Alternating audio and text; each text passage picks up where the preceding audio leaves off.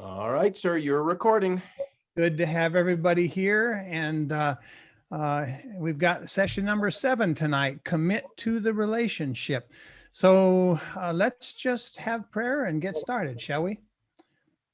Lord, we enjoy our relationships. We enjoy our relationship with you.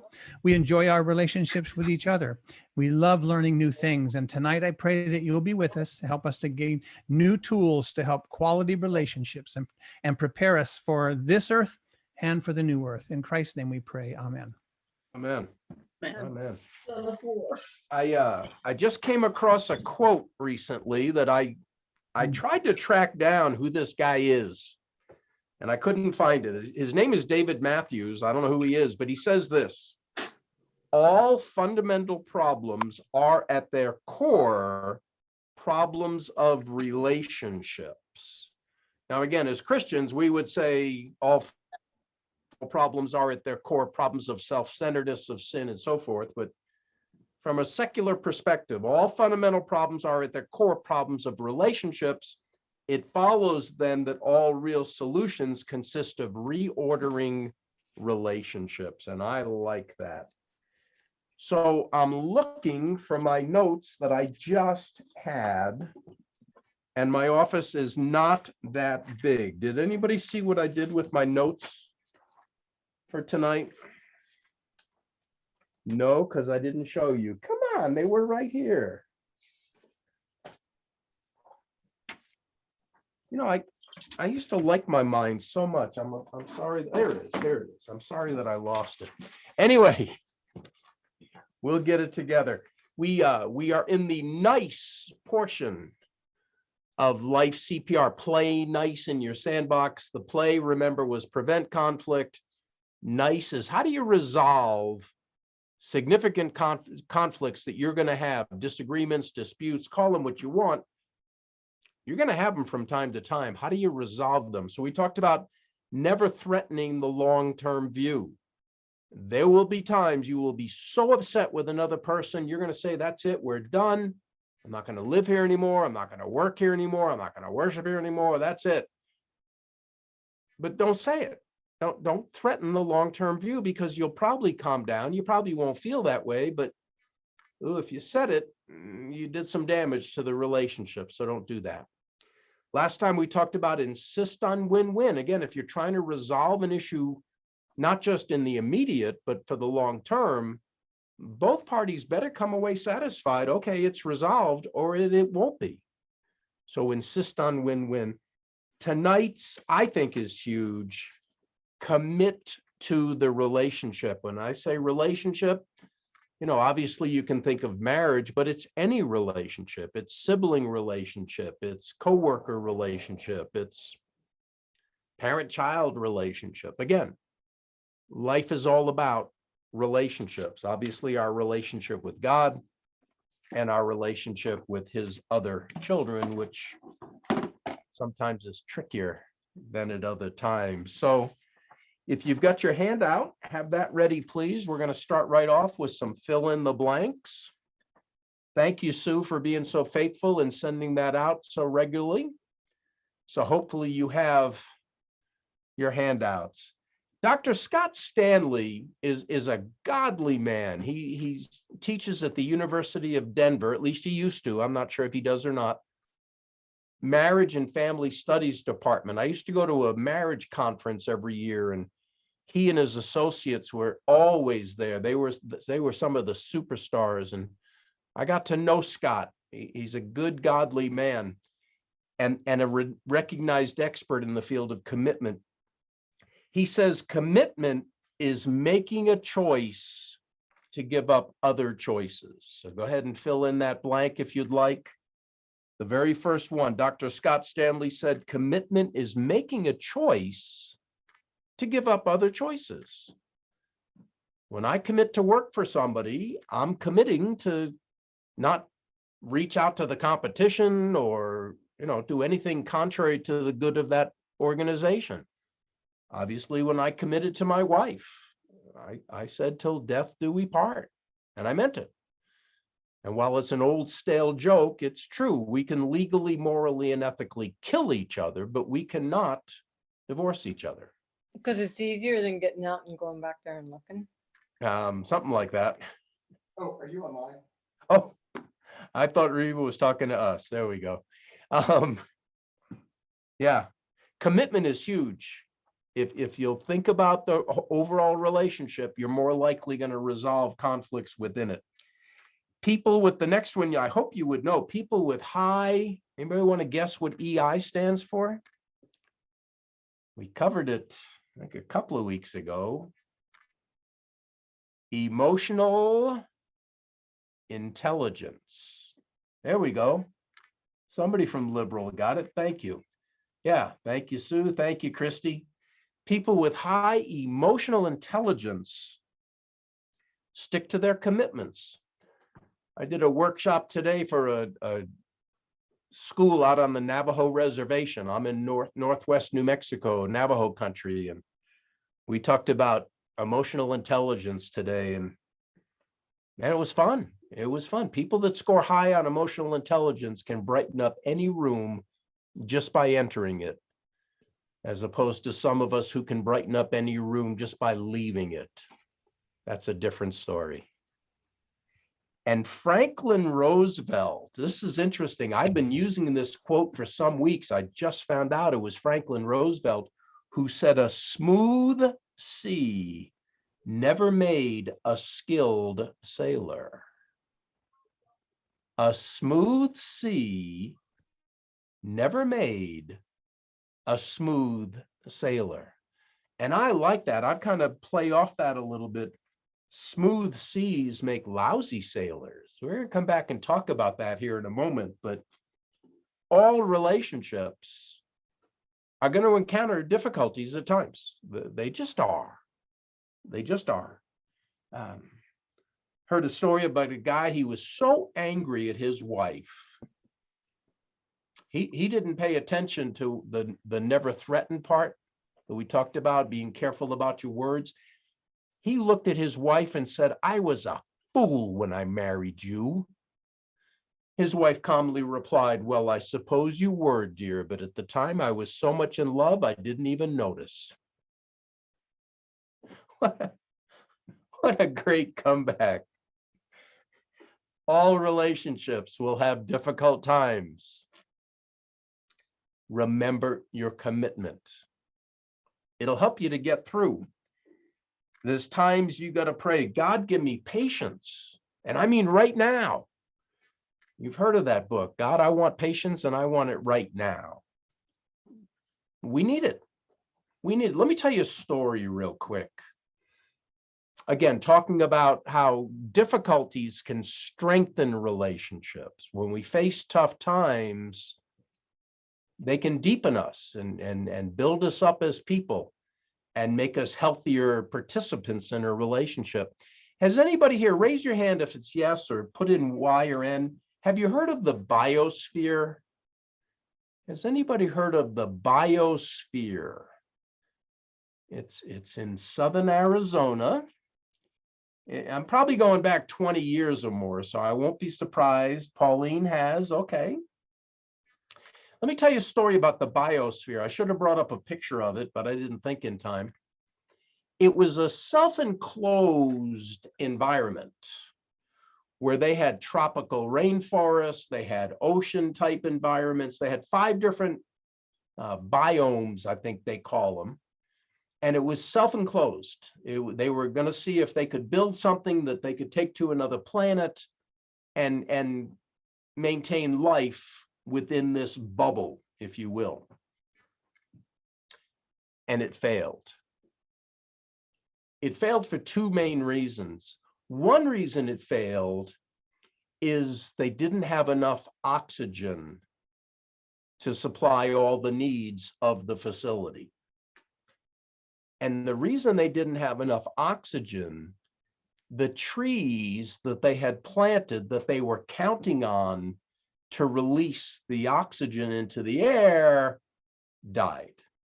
Now, This was a University of California project. I think University of Arizona was in on it. There were several highfalutin educated folks in on this project. When I say they had horticulturists and arborologists or whatever tree people are, they had experts. The trees died. Anybody want to guess why? I wouldn't expect anybody to know, but maybe you do. The trees died because they didn't put down roots. In nature, trees have to deal with winds buffeting them. They have to deal with challenges, if you will, that cause them to put down roots to make them sturdier. Are you tracking with me on this?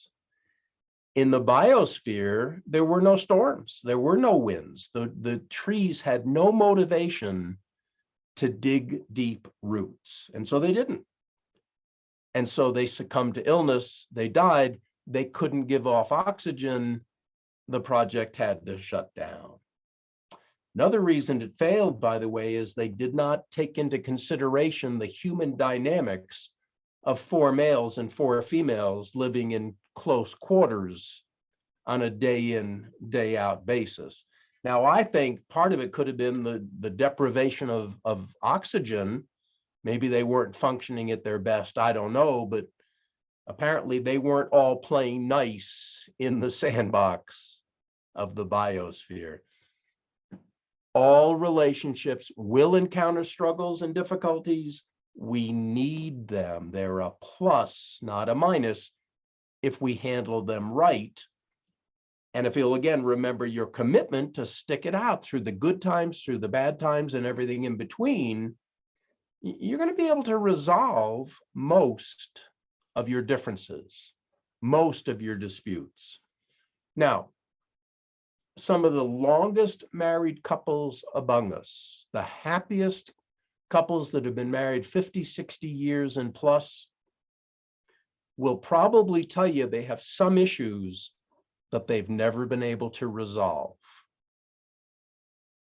Can I say that again? Long-term, successful, healthy marriages still have issues that they've just never been able to resolve, but they're not going to let what they can't resolve and agree on steal away from all those areas that they are in agreement, they are united, they are a one.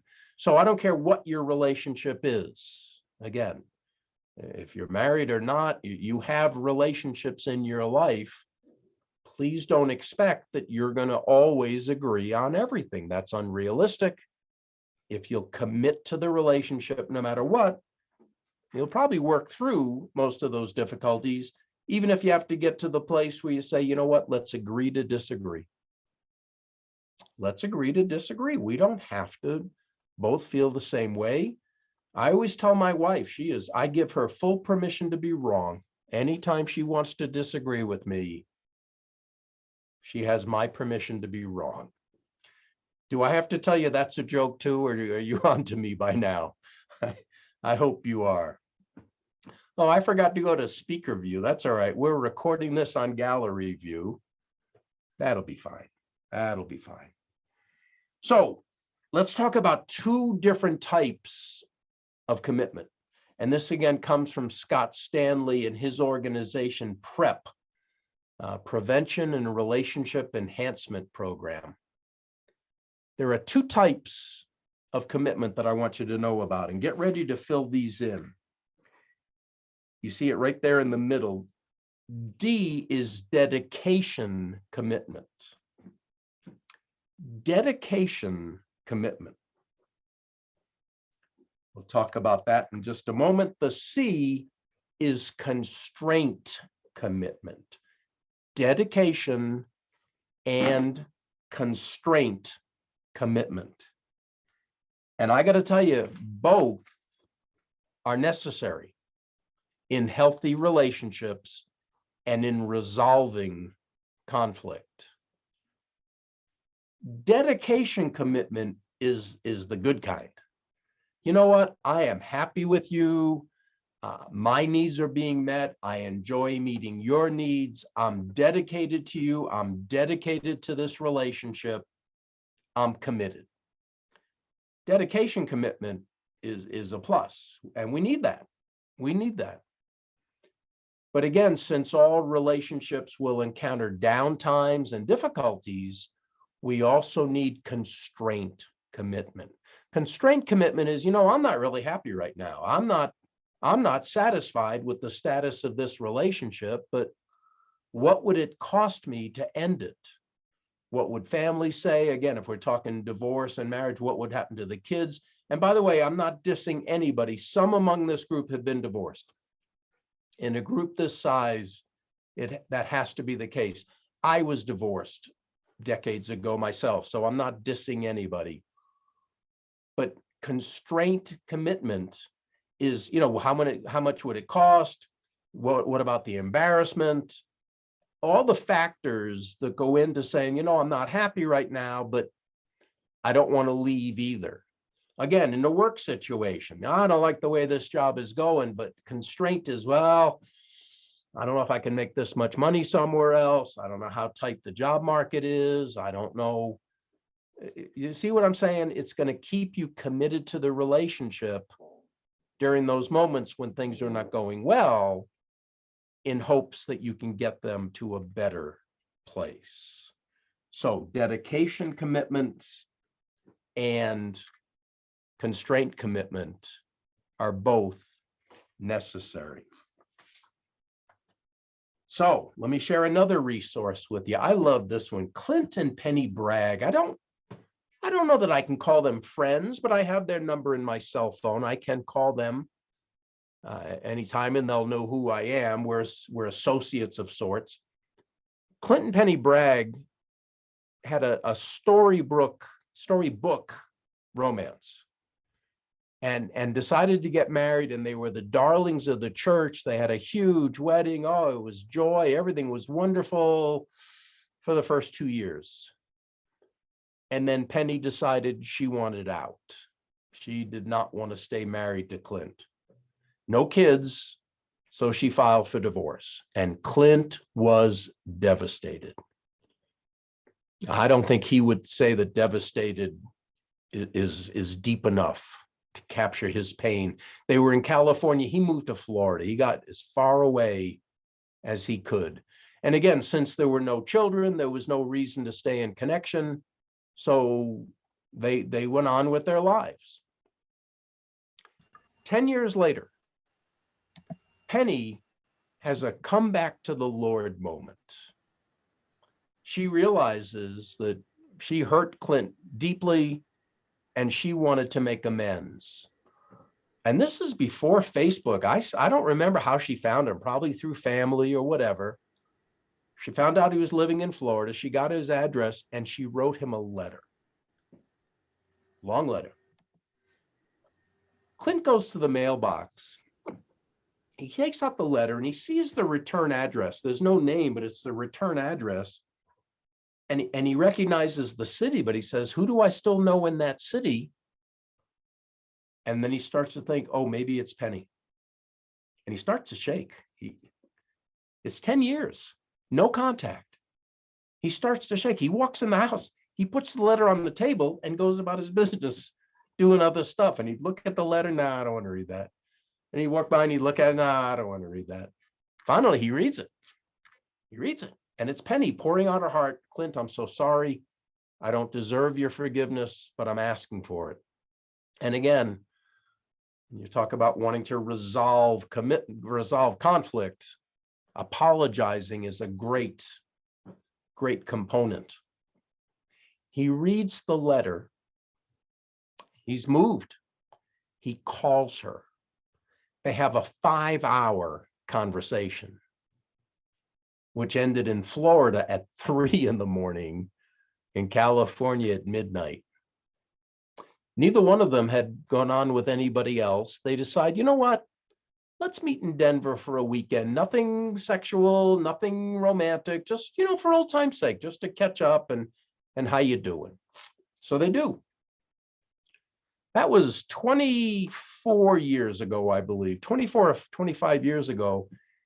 Since then, they have formed a ministry called Inverse Ministries, where they go around the country teaching couples how to come back from disaster, how to come back from ending the relationship and starting fresh and anew. And they're just a delightful couple.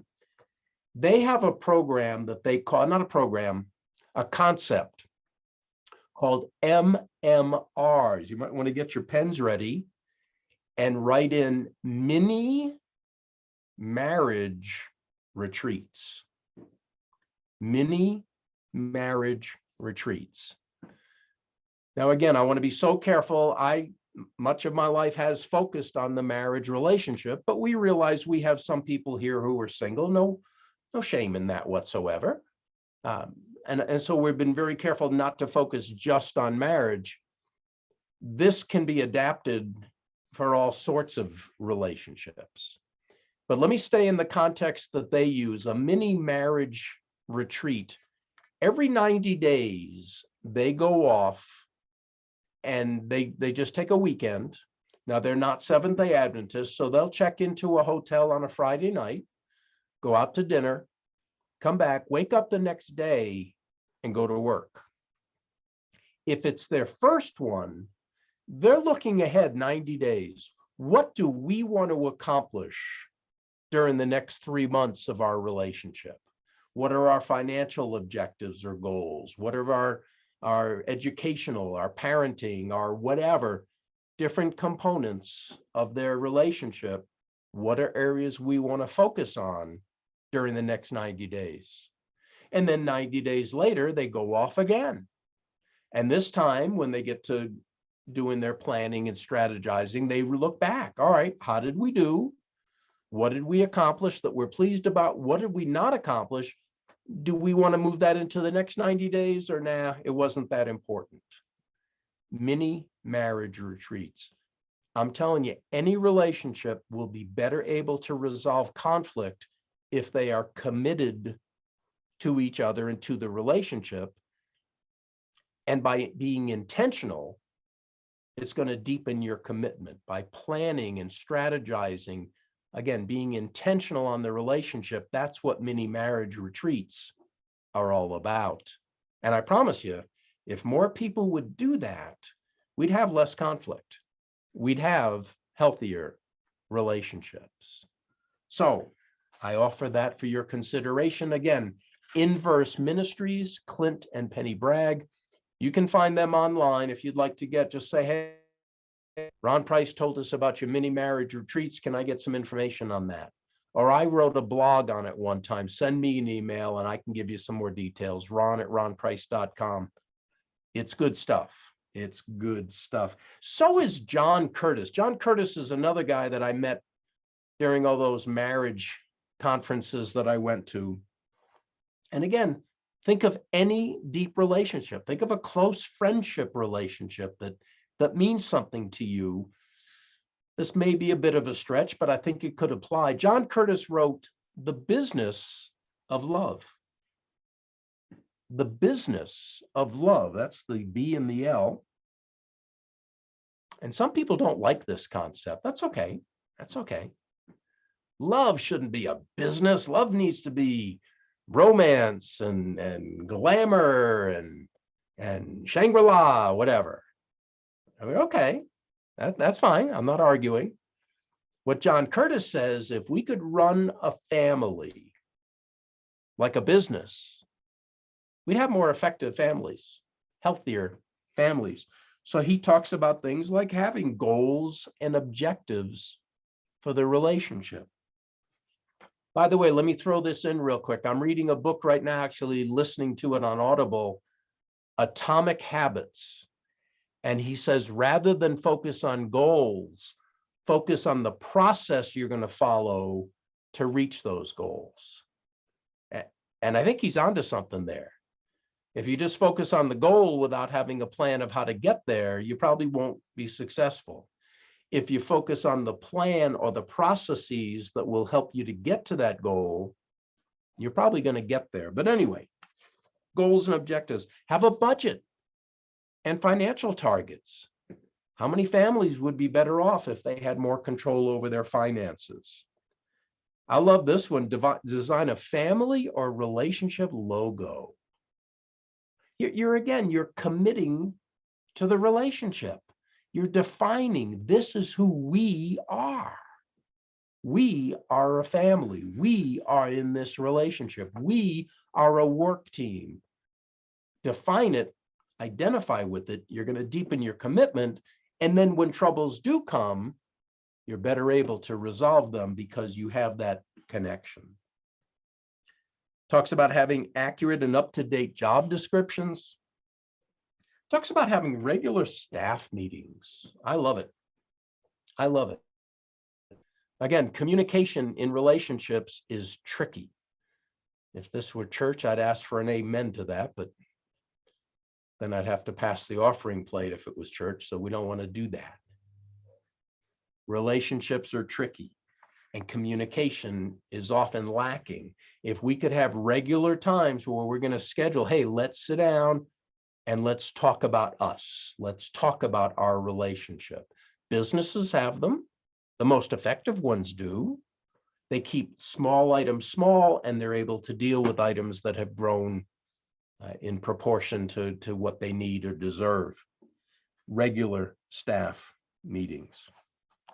So, a couple of more points, then we're going to turn it over, hopefully, for questions. This may be a shorter session, although I'm hoping some of you are going to come up with questions. That if you ask Rod or Sue, and they're honest with you, they're going to tell you the best part of these presentations is not my part, it's yours, where you're giving the input, where you're asking questions and challenging and such. We love it. So please be ready to do that if you have something on your heart or your mind. There's a Covey quote. I put that at the bottom. Carry your own weather. Carry your own weather. Again, as human beings, we have some days that are just not as good as other days. We have incidents happen, occurrences, what have you, that if we're not careful can bring us down. Now, let me be careful. Don't take this too far. If you lose a loved one, if you even lose a pet, whatever, there are some sad events in our lives that, come on, you can't just put on a happy face and smile. But folks, please, we have more control of our emotions than sometimes we want to admit. Carry your own weather. You know what? Yeah, what just happened, I don't like it. I don't like it. It wasn't good, but I'm not going to let that ruin my day. I'm not going to let that consume my thoughts and drag me down. I'm going to maintain a positive attitude. I'm going to remember all the good parts of my life and emphasize those. I'm going to carry my own. And again, as people do that, conflicts get easier to resolve. Let me ask you a question, and I want you to answer this. Get ready in the text. I'll make it easy in the chat box. G or C? Go. Oh, wait, I better tell you what that means. Which was harder, more difficult on Christ? Gethsemane or Calvary? G for Gethsemane, C for Calvary. Which was more difficult? Whoa, this is one sharp group. Wow. Wow. Who's going to be brave and unmute? Everybody's saying Gethsemane. Why? Who's going to be brave and unmute? Let's talk about this for a few moments. Who's going to go first? I want to hear from three of you, please. Reva, it looks like you've got your hand up. Unmute if you would, please. Oh, you weren't ready? I'm sorry. That's fine. He fainted. He passed Louise, out. he fainted. Yeah. Yeah. And again, don't get me wrong. I'm not saying Calvary was a cakewalk, but why was Gethsemane more difficult? He knew he was going to die, and he asked the Lord for help. He Yeah. asked the Father for help. Yeah. Take this from me. Yeah. That's I think that's Madeline. when he was in Gethsemane, he wasn't yet at Calvary, so the choice was still there. And we read in Sister White's writings that it says that the cup trembled in his hand because there was a choice that he had to make whether he was going to proceed or not. But after he resolved to proceed, then the rest was not easy, but it was just, there was no stopping it at that point. Yeah, that's what I love. Anybody else? I'll come back to that. But any other thoughts? Reba, did you have your hand up? I did. I would say just the emotional agony of it. Sometimes physical things, while they may not be pleasant, they're more tolerable than emotional. Wow. Wow. Great point. Yeah. And Joanne, I think you had a comment. His closest friends who were supposed to be his support failed him. He had no support. Yeah, they were sleeping. They were sleeping on the job. Yeah. Yeah. Right. These are all, I'm sorry. There's a couple of comments in the chat. Carol wrote wrestling for commitment. Yeah. And Charlene wrote the battle was won in Gethsemane as he experienced separation from his father. Yeah. Yeah. I got to tell you, I'm impressed. I'm surprised. And again, saying Calvary is not a terrible answer. We could take time and defend why Calvary was not anything any one of us would want to undergo either. But I think we've hit it. I think at Gethsemane, he was still wrestling. Father, isn't there maybe another way? Do we really have to do this? He was not settled. He was not committed in Gethsemane. And that'll eat us up. That any one of us, if we're wrestling, I don't know, should I do this? Should I not? But once we make that commitment, again, I think it was as Madeline, I hope I'm saying that right. I know I'm closer than Madeline, so Madeline, once you've made that commitment, there's no second guessing. You're not wondering, well, I don't know, should I? No, you've made that decision. You're going for it. And I just think that is such a huge part of resolving conflict, remembering the theme that we're here to discuss tonight. If I'm committed to my wife, for instance, I don't care how bad it gets. In a sense, I mean, come on.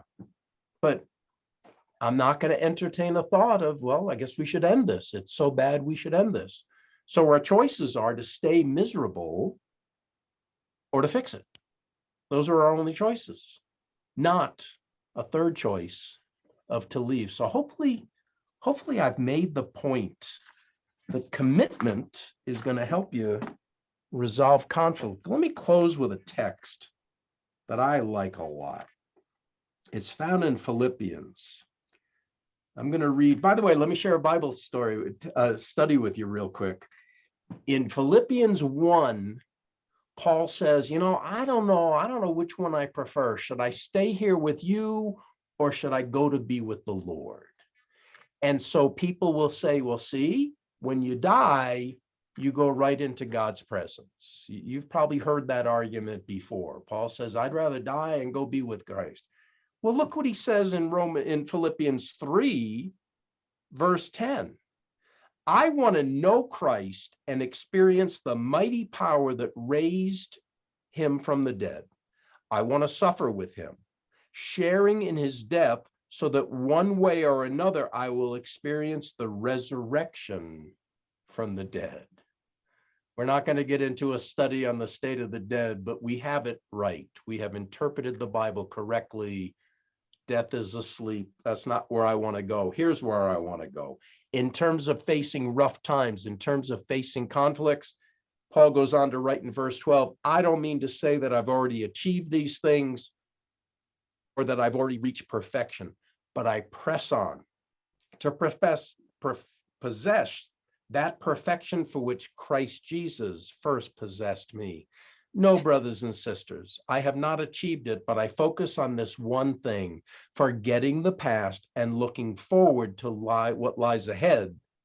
I press on to reach the end of the race and receive the heavenly prize for which God, through Christ Jesus, is calling us. That's commitment. That's working through difficulties, working through conflicts, resolving them, and having a stronger relationship on the other side. So that's what I have to share tonight. Next week is our last one. The E in the Play Nice model, we're going to talk about emotions. Emotions matter. And we're going to talk about traumatic emotions and all sorts of different ones, how they impact relationships, create conflicts, and how, if we better understand that, we can resolve conflicts more productively, more effectively. So with that, I don't know if I'm turning it over to Rod or Sue to go over the questions on the handout. Who's got it tonight? I have it tonight. All right, Sue, go ahead. Thank you, Ron. You know, I really appreciated your illustration about the biosphere and the trees. And it just kind of helped me put a better spin on some of the rough times, that there really is a positive side to that, that it really increases, makes us grow. And I guess I knew that, but that just kind of gave me, I don't know about you guys, did you resonate with that, the illustration of the tree putting down roots? I was really blessed by that. Let's just go through a few questions here on your sheet. We've got some true and false questions. We'll just go through those real quickly. You can write your answer in the chat if you would, please. All relationships will experience strife and turmoil at times. Yes or no? True or false? T or F, yeah. Yeah. Yes. I was thinking we might get some right answers to that one. Good, thank you. Yes, You were listening. Yes. Okay, the next one. Ending a relationship is never the best option. Ending a relationship is never the best option. Okay. Yeah. There are some qualifiers, aren't there? There's some when, yeah, Ron, I don't know if you want to speak to that. You know, I do, Sue, thank you. I wrote a marriage column, a column on marriage for 5 years in my local newspaper. Every Sunday I'd have a column, and I got accused at times of saying that, you know, once you say I do, you can never say I don't. That if you're in an abusive marriage, if you're in a marriage where the other party says, hey, I like you, but you know, I like to hang out with others also, that I was saying that you have to stay in that marriage. One more. Come on. If you're in a relationship that is dangerous to you, to your health, and it's not going to change, I could give you lots of different reasons. So I never say that you always have to stay no matter what. So the correct answer is false. Yeah, disagree. Yeah, everybody got that one right. But now let's go to the next one. Yeah, ending a relationship is always the best option. I think we all just kind of covered that actually already. Right. Yes. Ending a relationship should never be the first option. True or false?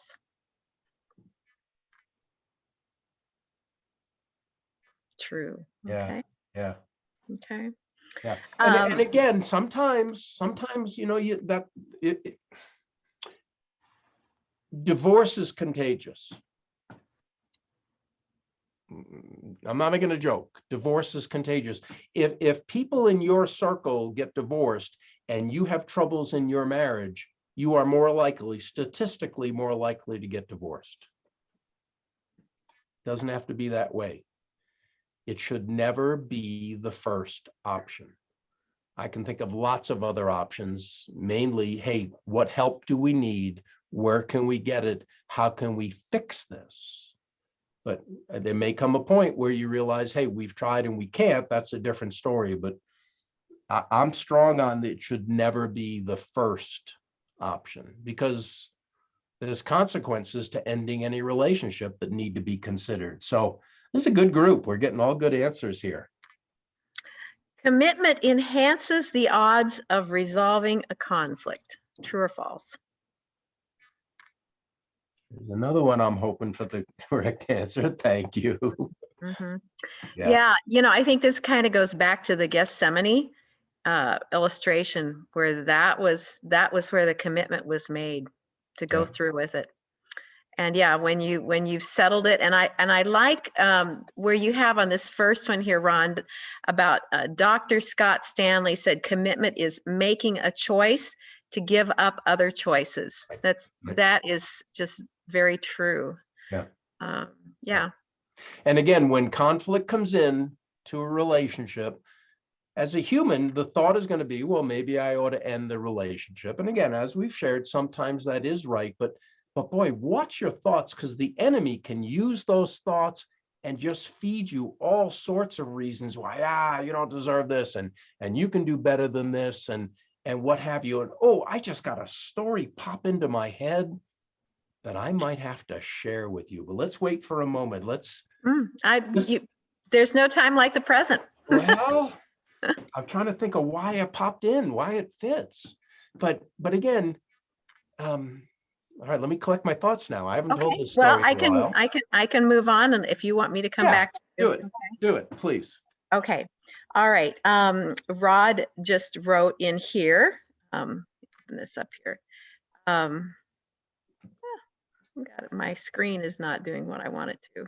How do you adapt to divorce? Oh, yes. How do you adapt the divorce or not divorce principle to relationships other than marriage? Oh, yeah, that's a good question. Yeah. What's the answer, Rod?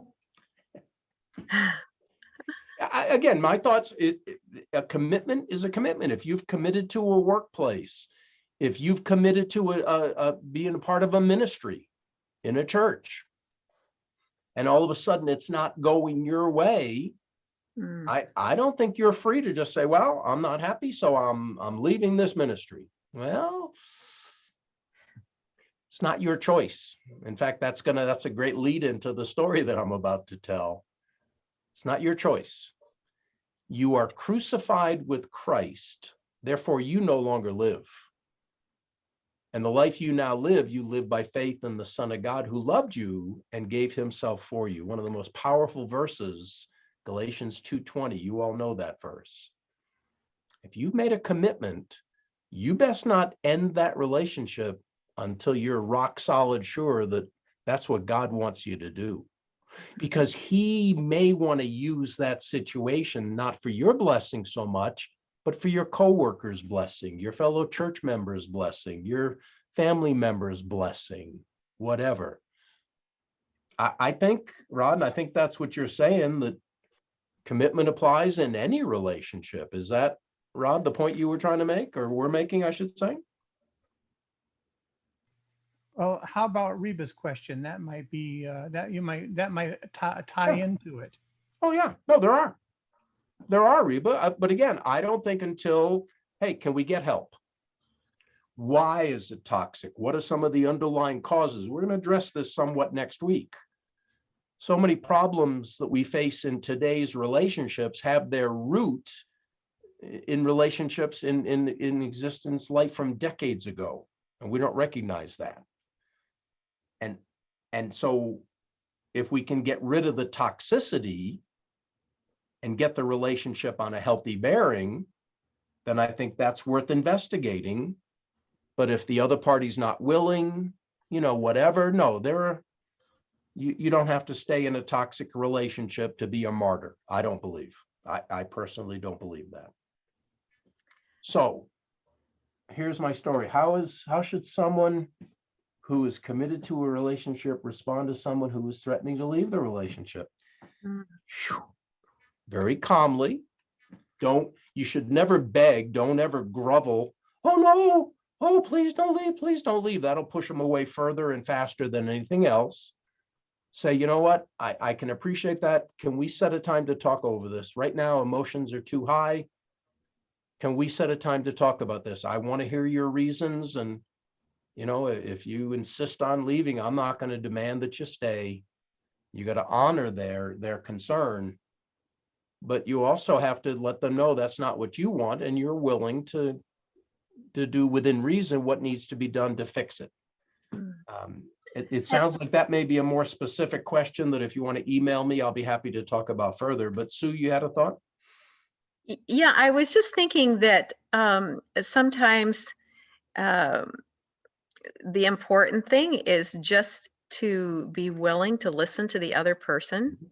Mhm. You know, a lot of times we have things that come up that maybe a person doesn't think the same way we do, but to be humble, which is really hard to do, and say, you know, perhaps this other person has, maybe I can learn from them. Maybe there's something I'm needing that they're offering, and maybe I should really pay attention to. You know, it reminds me of the story of David, when this guy was just cursing him, and the men that were with him said, shall we just go and take care of him? And he said, nope, it could be that God is speaking to me through them. And that's a hard thing to do when you're confronted with someone who is saying things that are not pleasant, that are contrary to what you think, to not panic, to not react, but to say, okay, God, a quick prayer. Is there some part of this that I need to hear and learn from? Yeah, but that takes humility and all kinds of God's grace to Yeah. do. Yeah. But yeah. God's grace is a never-ending supply. You know that. Yep. We sometimes don't ask for it. We don't invite it and welcome it in. Yeah, that's right. I was talking to somebody the other day. They were complaining about something. I can't even remember who it was now, but they were complaining about how unfair a particular situation was. And I said, you know, can I listen in when you explain to Christ how unfair your situation is? I want to hear that conversation when you try to tell the Lord about how unfair you're being treated. And he said, oh, okay. Again, we need to keep a perspective. Christ told us in this world, in this life, we're going to have troubles. We're going to have difficulties. Expect them. But then he says, but take heart. I have overcome the world. Here's my story. One of my favorite non-SDA books is a book called The Bait of Satan. And oh my, I may have told this story already. The Bait of Satan by John Bevere, Bevere. I love to spell his name, John Bevere, The Bait of Satan. And the essence of it is that I am crucified with Christ. I give up my rights. I have the same rights as a dead person. It's not my business where I work, where I go to church, who I'm married to. It's none of my business. I'm a vessel in the Lord's hands for him to use however he wants. Now, we all agree that's the right way to live, and my happiest days are the days I live that way. I'm not perfect, come on. But the days I do yield to Christ's will for my life are my best days. So John Bevere tells this story. He was doing, and he's preached all around the world. The Bait of Satan is a wonderful book. He was at this church, and he was the guest speaker. And after the church, he and the pastor were going to go into the pastor's study to visit for a little while. And so as they're dismissing people, they're shaking hands. The pastor says to John Bevere, you see that lady over there? He says, yeah. Okay, take note of her. You see that guy over there dismissing at the door? Yeah, okay, take note of him. Let's come back to my office. Is this sounding familiar? Have I told this story? I don't think so. All right. So they go back to his office, and the pastor tells them this story. Now put your seatbelts on, brace yourself.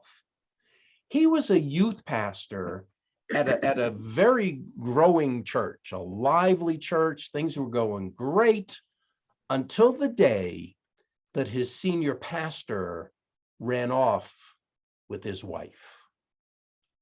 Whoa. You want to spell devastation, betrayal, rejection. And she just left. He and his 3 kids were left alone. You think that's bad? 3 weeks later, the church elders, this was not an SDA church, the elders come to him and say, we miss our pastor. We want him back. He won't come back if you're here, so you're fired. Yeah, I'm seeing some reactions. Thank you. This is a true story. I mean, the guy is just crushed. Lord, where are you? What's going on? You can only imagine what's going on in his life. Well, time goes by. he heals. God introduces him to another lady. They fall in love. They're married. He gives him a new church and blesses. He gives him his favor. The church is growing. Everything's wonderful. And then the pastor says to John Bevere, you know that lady I pointed out to you earlier? He said, yeah, that's my ex-wife. You know that guy I pointed out to you? That's my former pastor. And John Bevere goes, what?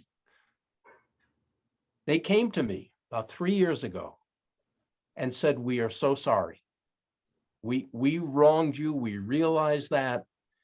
And please, if you can find it in your heart to forgive us, please forgive us. Well, is forgiveness an option for the Christian? Can we say to somebody, no, I refuse to forgive you? Somebody please say no, it's not an option. If you want to be forgiven, we're told we have to forgive others. So the pastor says, I forgive you. You're forgiven.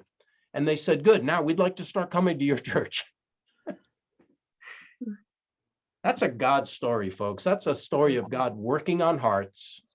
And that's why I got to believe that any relationship that is fully given over to Christ and his leadership, his lordship, can be healed.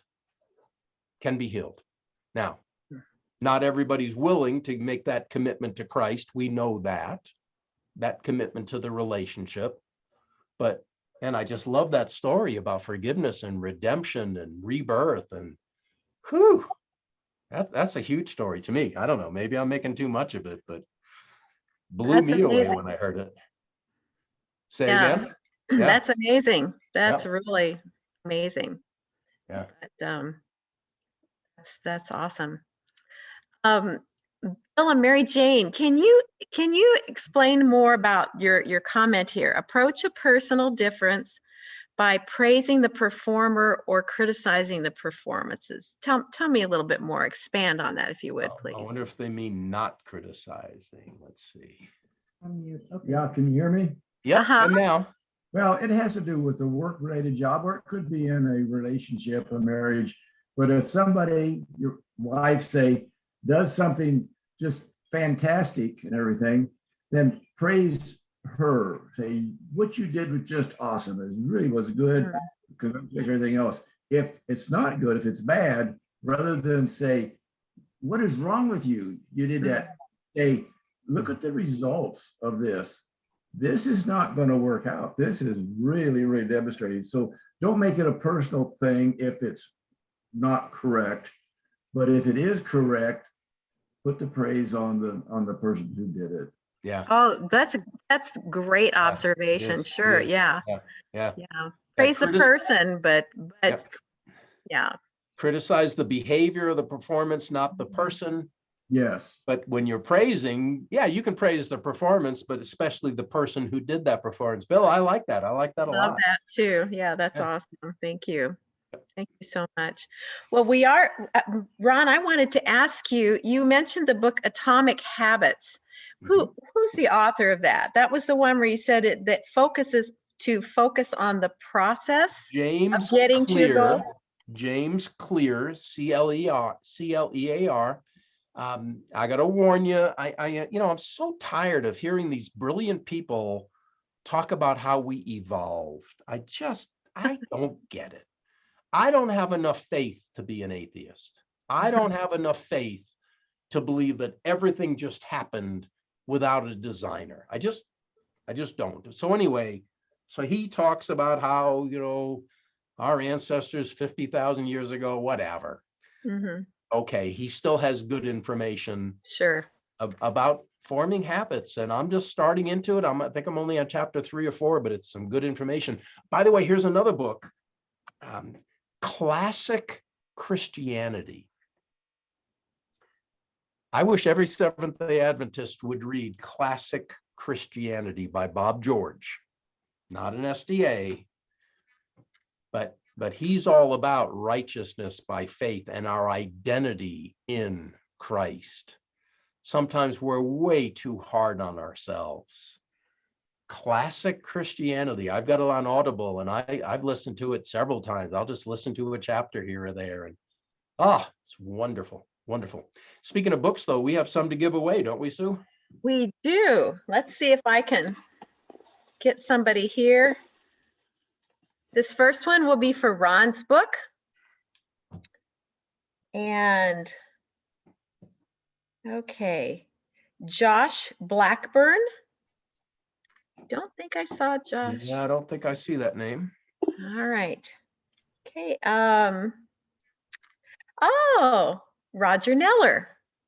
Roger was here. Are you still here? Doris and, oh, there he is. Yay. All right. Awesome. Roger, All right. you're going to get Ron Price's book. We'll mail that to you. And Roger, it's a small book. You can read it with one hand. That's right. Okay. Well, I just drew your name, Ron. Oh, what did I win? I don't know. Okay, let's see. Jessica Humphrey. I don't think I saw Jessica.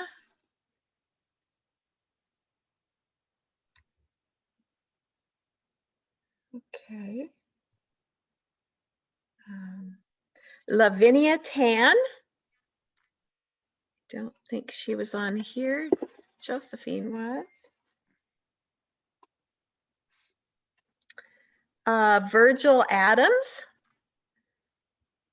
Boy, you know, Rod, I think you're a better drawer than I am. I seem to just have to keep drawing and drawing. Nadine Barkley. I don't think she's on tonight either. No, Nadine bought my books. I think she told us she wasn't going to be able to be here. So I just sent off her books today. Okay. Oh, you must not have taken her name out last Oh, week. that's right. No. She No, sent me an email buying my books. but yes, we drew you're her right, name. Rod.